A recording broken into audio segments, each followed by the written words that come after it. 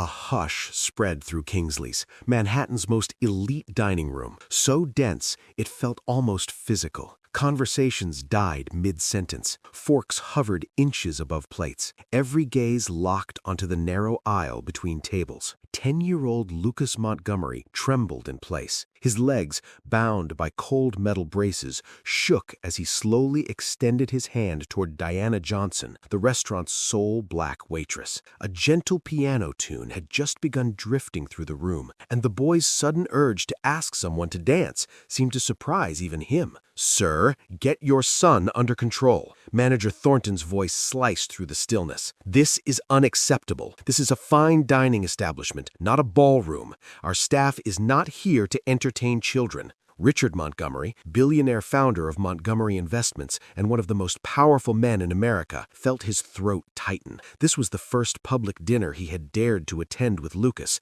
since the accident 2 years earlier, the one that had partially paralyzed his son's legs. Instantly regretted it. "Lucas, sit down." The command was quiet, firm, final. Diana stood frozen. Her eyes moved between the furious manager, the wealthy father, and the small boy whose hand still hovered in the air. In 5 years at Kingsley's, she had mastered the art of disappearing, especially around men like Montgomery. "Mr. Thornton, I'm clocking out. My shift is finished." Her tone remained even as she untied her apron and placed it neatly on a tray. Then, astonishing everyone, she smiled at Lucas and gently took his hand. "I can't dance while wearing an apron." Richard shot to his feet. "What do you think you're doing?" Diana met his stare without flinching. "I'm accepting an invitation, sir." Before anyone could stop them, Lucas took a cautious step forward. His foot scraped the floor, metal braces screeching sharply. Pain flashed across his face, but Diana didn't rush him or try to guide his movements. She simply slowed herself to match his pace. "She's getting fired tomorrow,"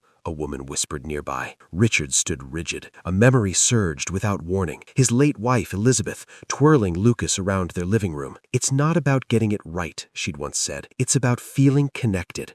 As Diana followed Lucas's uneven steps, a transformation flickered in the boy's eyes. Fear melted into focus. Embarrassment shifted into quiet pride. For the first time since the accident, no one corrected him, steadied him, or led him. He was leading. "Mr. Montgomery," the manager interrupted nervously, "I assure you this will never happen again. She will be disciplined." Richard didn't answer. The entire restaurant waited, breath held. Everyone knew a single word from him could destroy a career. But all Richard heard was his son's laugh. After 3 small steps, Diana guided Lucas back to the table. "Thank you for the dance," she said formally, as if addressing a grown man. "It was an honor." As she turned away, Richard stopped her. His voice sounded unfamiliar, even to himself. "What's your full name?" "Diana Johnson, sir." He repeated it slowly, committing it to memory. Then he removed a card from his jacket and held it out. "My office, tomorrow, 10 a.m. The entire room collectively exhaled. Diana accepted the card, her expression unreadable, though her fingers trembled slightly. "Dad?"